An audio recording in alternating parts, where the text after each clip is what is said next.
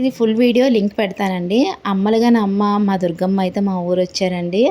అమ్మవారికి స్వాగతం పలకడానికి మొత్తం ఊరంతా తరలి వెళ్ళారండి. అందరూ ఊరంతా తరలి వెళ్ళి ఘటాలతోనే అమ్మకు స్వాగతం పలకడానికి అయితే నుంచున్నామండి. అమ్మ రానే వచ్చారు, వ్యాన్లో తీసుకుని వచ్చారన్నమాట. అమ్మకి స్వాగతం పలకడానికి అందరూ చూస్తున్నాము, ఎప్పుడు వస్తారా ఎప్పుడు చూద్దామా అని ఆతృతగా ఉన్నాము. అమ్మ అయితే వచ్చారండి. అమ్మ వచ్చిన తర్వాత కొంచెం పందిరి దగ్గరికి అయితే తీసుకొచ్చాం.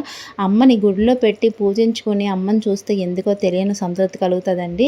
నేను మీకు లాస్ట్లో అమ్మని చూపిస్తాను. దండం పెట్టుకోండి, మీ అందరికీ చల్లగా చూడాలని మనసారా కోరుకుంటున్నాను.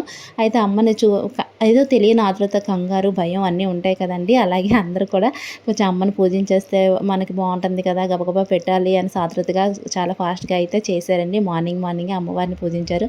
అమ్మకి ఆ గుగ్గిలం పొగలతోని, ఆ డప్పులతోని, ఘటాలతోని స్వాగతం అయితే పలికామండి. మా అమ్మ చూశారు కదా, సబ్స్క్రైబ్ చేసుకోండి కొంచెం.